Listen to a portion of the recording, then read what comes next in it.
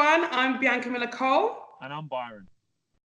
Welcome to the Self-Made Podcast. And today we have the amazing Toni Eastwood here, and we'll be interviewing her and asking her lots of really interesting questions about her journey and what it's like to inspire people with business transformation and so on. And Toni is the CEO of Beyond 2030. So welcome, Toni. Welcome. Thank you very much. Thank you for having me. It's an honour.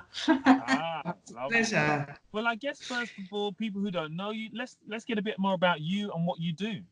Yeah, so I specialise in transformation, and I kind of split that into a pie of three. So individuals, businesses and community. And often when we're working with individuals, they've got a business as well, or businesses, especially in like the not-for-profit or voluntary sector, they're then looking after a community. And some of our projects are also working with people in communities who may be facing difficult issues, barriers to getting back to work, or having to overcome some sort of difficult circumstance.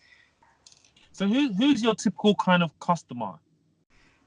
Typically, we work with small business owners. Yeah. And more typically, and something I'm particularly passionate about, is working with women in business. My background over the last sort of 28 years is I specialised in small business development, and I've done a lot of research around, how do you untap talent and potential, and particularly amongst women.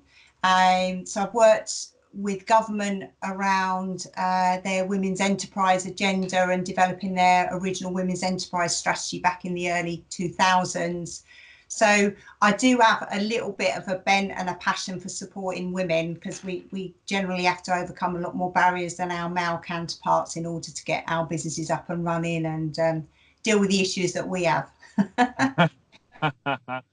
And do you find that do you think that's the kind biggest of challenges? Go on, Byron. No, go ahead. What would you say are the biggest challenges that you see your female business owners facing?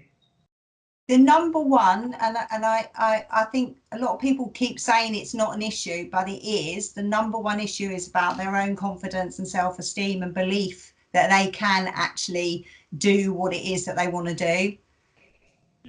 Is absolutely, and I think women tend to be much more risk averse, so they don't necessarily sort of gear themselves up well in order to start and sustain their business and help it to grow. So those two combined with a lack of confidence is you're not necessarily starting off in the same way a guy would.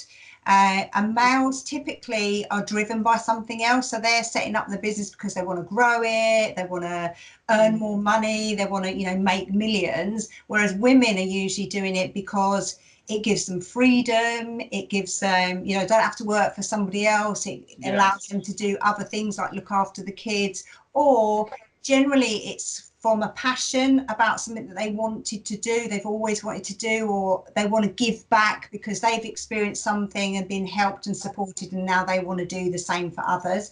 So there's a different kind of like motivation. And that sounds like a sweeping generalization, but that is kind of what I find. Yes. And do you guide them through that process and transition?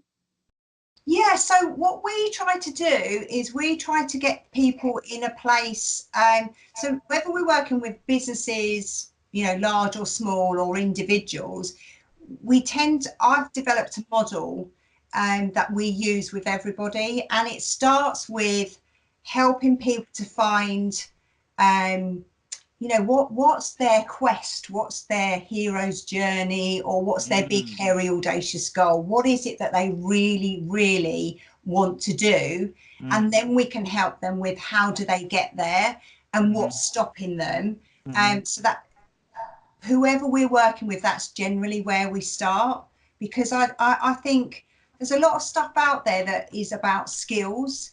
And I think if you haven't got a sort of a big enough goal in life to go after and really passionately want to do that, believe that you could, then no amount of skills that you shove down people's throats is actually going to help them. So it's getting that mindset and that belief that they can achieve what it is they want to, and they can dream big, you know. Unless you've got a big dream, that's not going to get you out of bed, is it? Just having a smart goal. Yeah. I really don't like smart goals. Me neither. Yay. You know, it's the R in the SMART goal that I don't like. I don't like the realistic. No, whoever. Realistic. Yeah. So it's specific, measurable, achievable, realistic, and time bound. But once you said realistic, I'm not interested no more. No, I know that whoever done anything that was exciting in the world that was like realistic, you just think about any successful person, they had a mad goal. I like to call it a big hairy arse goal, but sometimes my my colleagues don't like that. They go, don't swear. But anyway, yeah, I just think that's what's going to get you out of bed, you know, like as well. Nothing in life is easy. You've got to work at it. And so something has to be really, really valuable to you to get you out of bed, to get through those hard days. And, you know, that like success doesn't come like that. It goes like that, hopefully. And so if you need that motivation and that energy to do that, then it's got to be something really big, hasn't it? Yeah. And what's kind of been your greatest achievements as for yourself as an individual during this entrepreneurial journey, and your business? What have been some of the best achievements that you've had, or that you're proud of? Yeah, I suppose I'm most proud of seeing the journeys that our clients go on and getting.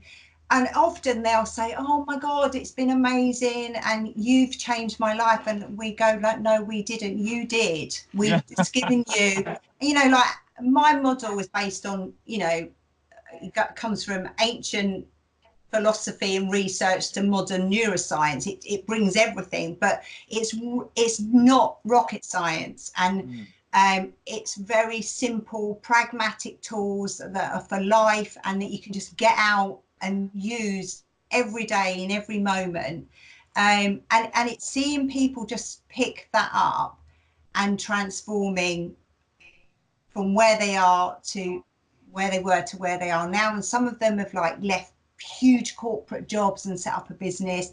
Others have been unemployed for 20 years and now have got a job.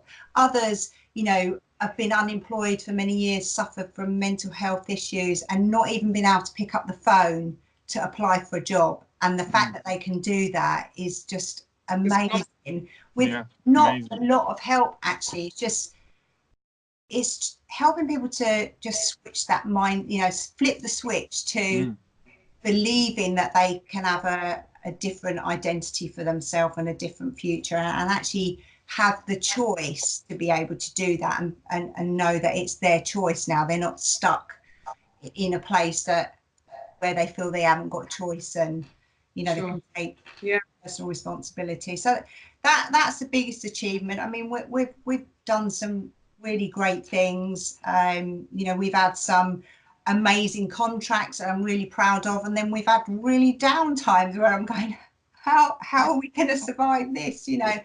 Yeah. I suppose when you do stuff like this, and I suppose it's the same for you guys, is you almost become more attuned to when, you know, the journey for yourself is actually going that spiral as well.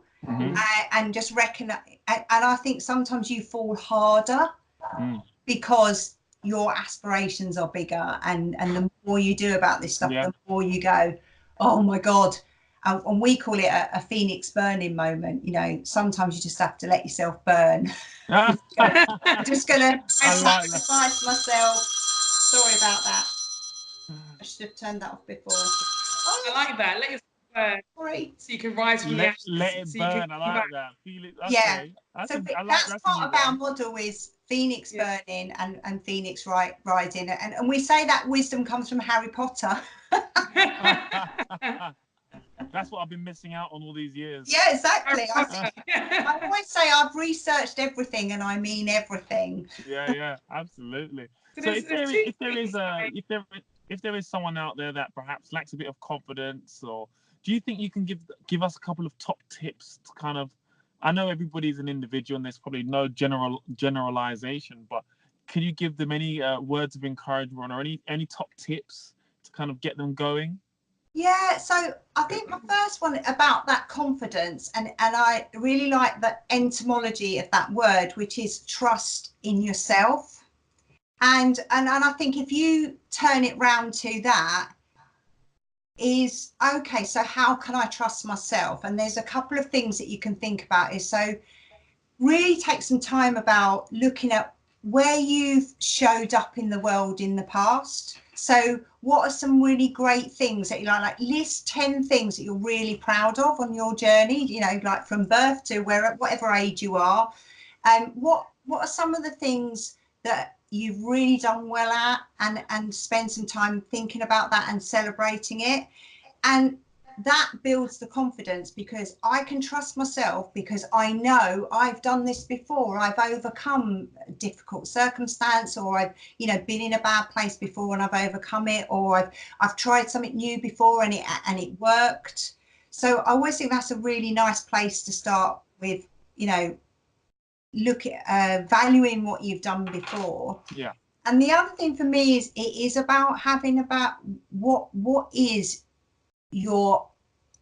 your ideal day be? I think, you know, Brian Tracy says, you know, if you knew that you couldn't fail, what would you do? What would you do? And then also like flipping that on its head a bit, saying, and rubbing that up against reality. So if I've got like a vision or something I'd really like to do, and then I say, right, okay, if you knew you might fail, would you still go for it? And that's when you can really see is that really something that you want to do? And so I think it's trying to get that tension between, okay, I'm here now and I'm quite comfortable, but I know there's something telling me there's more to life than this, but I don't know what it is, to creating a vision for what a great time in your life might look like. If you were having your best day, what would that look like? And you know, I'm a really big fan of vision boards, and you know, sticking lots of great pictures that inspire you, or words or phrases and things that inspire you, and even just looking at that and going, wow, there's actually a pattern in there, and that's that, and I've got like it's calling me. And you can, I suppose some people get a bit what's the word, you can scare some, especially in British society. I think in America, to say I've got a calling, or yes, you know, put it out to the universe and all of those things, they love it. But in Britain it's like, oh my god, she's but I am really there, because I do think if you can really get to a point where you think, actually give yourself that bit of solitude to think about that, because that's what I think we don't do. Is we all got so much stuff being bombarded at us, you know, Facebook, you know, the internet, YouTube, 24-hour news and just negativity, and it can put you in a bad space. So I say switch all of that off, give yourself some time, get used to a bit of solitude, and think, you know, what is my ideal day? What would my life look like if I was actually in that now? And you know, a bit of visualization. Yeah, so that's my sort of two things really. And I guess one of the things that a lot of women seem to struggle with is the idea of imposter syndrome. Yeah. I'm sure you've come across that with some of your clients. Is there any way you could give our guys some tips on how to kind of get over that imposter syndrome? Is it something you get over, or is it a fake it till you make it kind of situation? Yeah. And Bianca, before you answer that, Bianca, can you explain so that everybody knows, because not everybody's heard of what imposter syndrome is. So just add a quick note to that before we get. I mean, I might not have the scientific definition here, but as far as I'm concerned, imposter syndrome is essentially feeling like you're an imposter. You go out to the world as an expert. You're going out there saying, I have a business, I'm a CEO, I do this, that, and the other, but always having that feeling in the back of your mind that actually you're not an expert, and you're faking it, and you're not really doing you really can't do what you say you can do. And in the most part, I find with women is that they actually can do it. They can do it, they have the knowledge, but they feel like an imposter. Whereas men, and again, this is a generalization, a very sweeping one, men tend to be like, I can do it. Even if they can't do it, they've never done it before, they've never seen it, they've not read a book, they can do it. Whereas women feel like they can't, even when they have the experience. And I think a lot of women struggle with that, especially in entrepreneurship. Yeah, absolutely. Thank you. We'll have to ask you, Byron, in a minute if men do have that. I mean, I have met men that do that. But so first of all, I would say, you know, in all my years of doing this sort of stuff and working with women in business, in corporates and sort of entrepreneurship, it's a rare woman that doesn't have that. I don't think I've met any. And even if they say they haven't, I don't believe you. Yeah. So, and I can talk from my own personal experience. You know, I've suffered with that all my life, you know, not believing in myself. And, you know, to the point where in 2010, I walked into a big corporate head office. I'd been headhunted. I'd got a job that I thought was the job of my dreams. I was a director of a FTSE 30 company. And the day I walked in, I thought, what the hell have you done? You are so going to get found out. You're never going to be able to do this. And I think two things happen. Is one, you know, your thinking does create your reality. So, you know, you need to be really careful about that self-talk, because it does create, and for me, it led to a point where I basically was on my knees with lack of confidence. I had a really bad experience as well with, you know, the environment, and it just wasn't me. You know, I am not a corporate person. And the day I walked in, I thought, this isn't going to work. And I, you know, that was going to be I was 5 years and I was going to retire on my shares. So it was like it was like my big dream job. And in 18 months, I had to leave. And that was my really big Phoenix burning moment, was saying, this isn't working for me. The cultures, I'm not aligned to the values, that they're not aligned to their values, and I can't come in and work like this. So so I walked away from that with nothing, without my shares, and had to start from scratch. And even at that point, knowing that I'd been in that position, I still thought, I'm not going to be able to do it, you know. So for me, and where, you know, thankfully all my research and, you know, my experience around skills and the model that I subsequently developed is using that and picking up really quickly when you've got that negative self-talk happening, and thinking, oh, there it goes again. There's that like loony who thinks she's not good enough. And again, going back to, okay, so I know I've achieved this stuff before. I know I can do this. It's using affirmations and trying to keep that positive mindset and catching it when it slips, and it slips.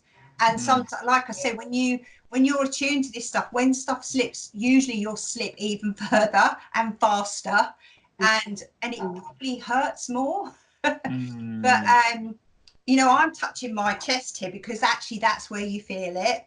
You kind of going, you get that knot there, that lump there that says, oh my God, I'm here again. I'm just gonna have to. But the neuroscience is absolutely proven that your thinking creates your reality. So let's be careful about what we think about, but also, you know, getting into that positive self-talk and starting again, saying, right, like, okay, so I know I can do this. And if you ask yourself, it's called an incisive question. So if you knew that you could do this, what would you do? And immediately you can go, right, I would go this, and then you can put yourself back in a good place. But it, you know, we work with and coach women in senior positions, and all of them suffer with it. All of them, you know, and it is that, but it is proven that the fake it till you make it, or instead of fake it till you make it, I say act as if. So if you knew someone that was great at this, or you were great at this, how would you act? And if you act as if, then you start to, get those patterns back in place. Yeah. And I love that. I think that's so important, that as if frame of mind is such an important mindset change or shift. Yeah. Start saying, if I were confident, how would I be acting? Or if I were successful, what would I be doing? If I were going to do this speech and be the best speaker today, how would I feel? That can change everything in your mind. Yeah, absolutely. So you mentioned when you were speaking a speaker that we like, Brian Tracy. Yeah. So we like you even more now, Tick. No, good. So we just wanted to know who else do you read, or who else do you listen to that kind of provides you with content, and why? So I am an accidental researcher, and I love it. So I read all the time. If you could see, I've got a pile of books like that on my desk here. So like people like Robert Kiyosaki, Rich Dad Poor Dad. I've done Matthew Syed. I was actually lucky enough to work with him when I was at my corporate job. So being lucky that you can afford to pay like 15 grand for someone like Matthew to come in and do work with your senior managers. And his book Bounce, which is all about talent, is it are you born with it, or do you grow it? And absolutely, my view is you can grow it, and you can do anything you set your mind to, if you then if you're supported and you want to put the time and effort in. I follow a guy called Brian Johnson, who does something called Philosophers Notes. Introduced to that many years ago. So what he does is he reads all the great books by all the like the ancient wisdom to the modern day science and everything in between, and he instills them into like 4 or 5 pages with all the key messages from the book. Perfect. I'll send you the link. That's awesome. That is really good. Okay, yeah, noted. I've loved reading things like like The Secret with Rhonda Byrne and some of her sort of tips and tools, and then going back to, like I say, the ancient wisdom things in some of the religious texts like the Kabbalah and the Quran. And when you look at what is the messages in like the 7 key religions, they're all the same. The pattern is the same about what you think, you create, what you're grateful, you get more of. So all of those kind of things. And it's reading all of those things that I saw emerge in this pattern for success in life or business or whatever that looks like for you, that then I developed my model out the back of, to hopefully save people reading all of that stuff. Not everyone is a great avid reader, and sometimes people want like, so I've got the theory, but how do I put this into practice? How do I actually make this happen? And I kind of am always doing that. I probably do at least an hour a day of engaging with some sort of content or book that is. Sorry, I don't know if it's my connection, guys, or yours. Can you hear each other? Yeah. Everything's fine. Yeah. Oh, keep going then. It's just me. Okay. Keep going.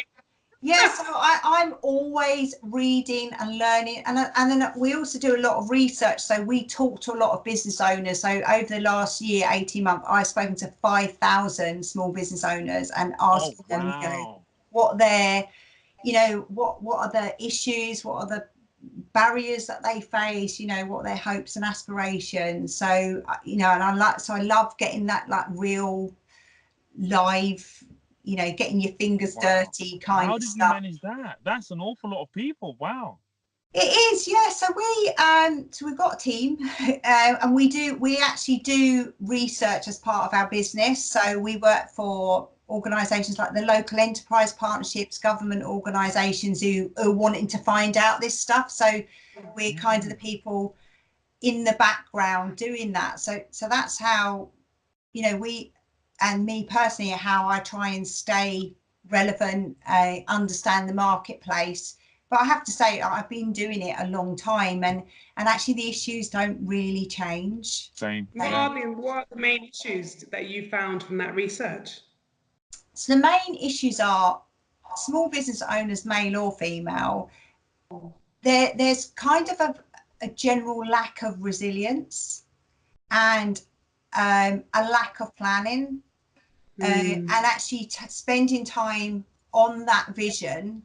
So a lot of people will start their business and it's driven from a passion or wanting to achieve sort of financial or personal success, but they don't necessarily have the thinking and the planning behind it, or sometimes, quite a lot of times, the skills to run a business or lead a team.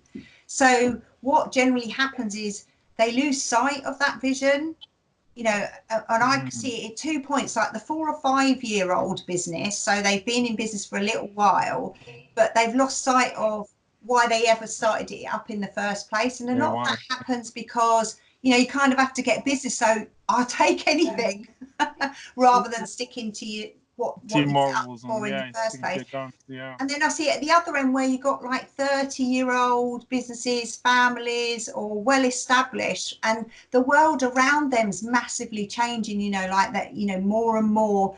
It don't matter what kind of business, it can be done on the web now. So you've got like interlopers hacking away at what was your family high street, I don't know, estate agent, and you've had people working for you for all that time, and they're like going, well, we don't do it like that round here, and they're not wanting to change, and they don't get why you're trying to drive the business. And then, or you just don't focus on that, and you get to a place where you've not got a team around you who are necessarily engaged with that, share that vision with you, or have the skills that you need to take you to your next step. And I think that's like an age-old story, really. And there isn't actually a lot of help and advice around out there. And especially small business, you don't always have the propensity to pay for it. So even if you recognise you need it, how do you pay for it? Yeah. So, yeah. Awesome.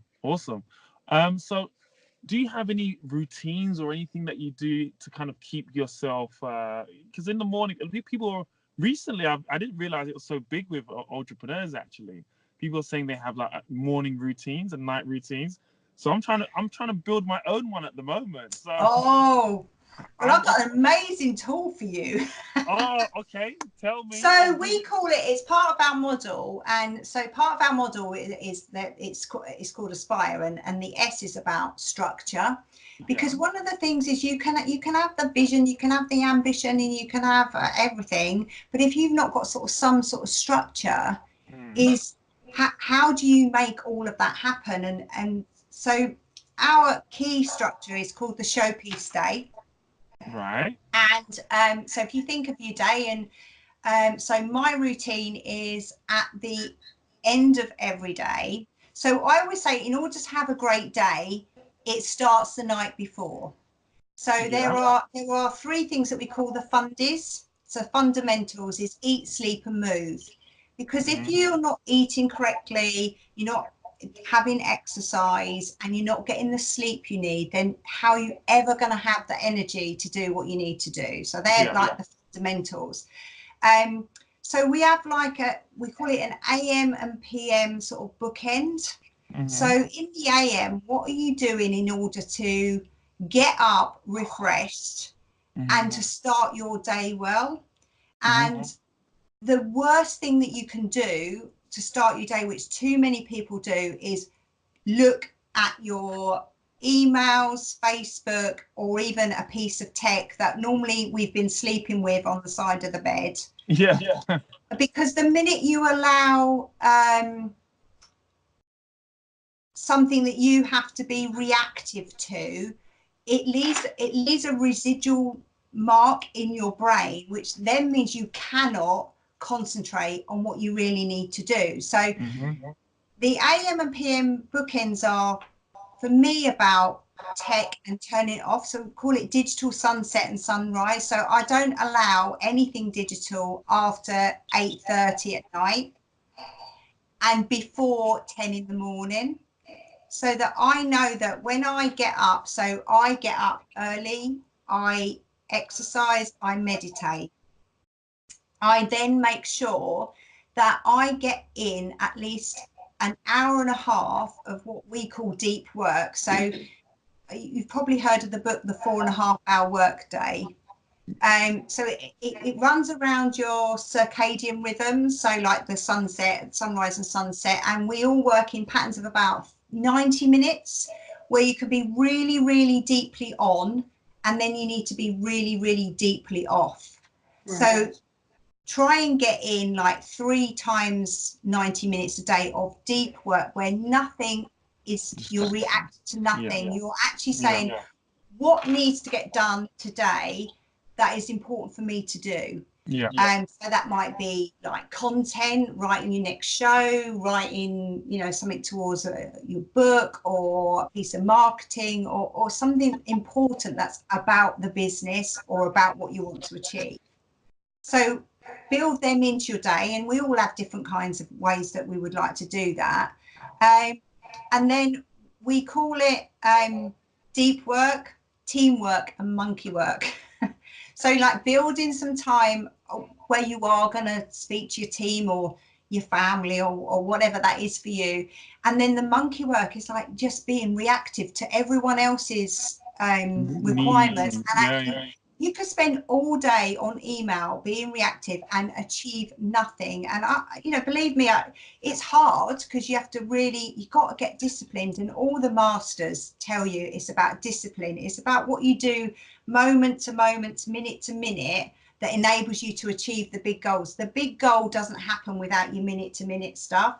So for me, trying to have that structure in my day means that I know that I can get to 10 o'clock in the morning and I've done a really, really key piece of work. And should I get interrupted the rest of the day, I actually feel like I've really achieved something that day. As opposed to a normal, you know, a lot of our normal days, none of us have that time to do deep work. And all the philosophers and all the famous, I don't know, scientists, artists, business people, all have that rhythm in their day, and they all make sure that they prioritize their deep work, but equally they prioritize being 100% off as well. So that's, you know, Newton, apparently he used to do 4.5 hours of work a day, literally locked in a room, and we all know the amazing things he did.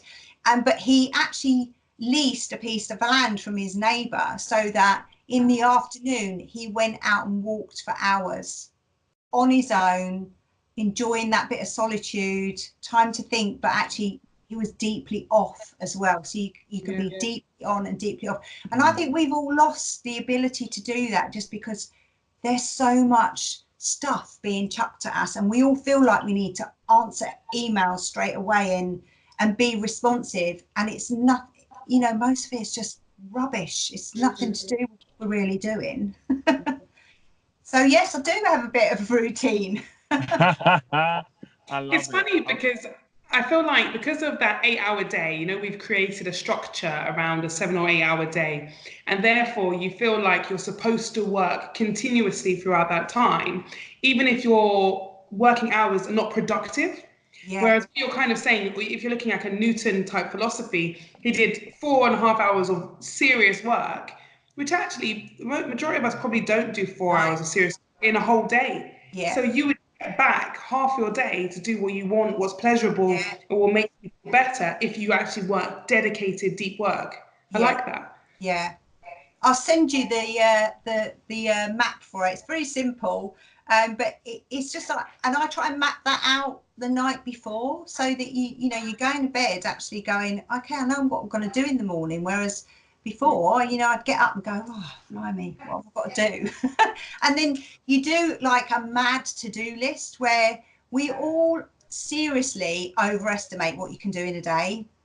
And so you can set yourself up for failure right at the get-go, whereas we all seriously underestimate what we could achieve in a week or a month or a year of actually making sure I get that deep work in every day.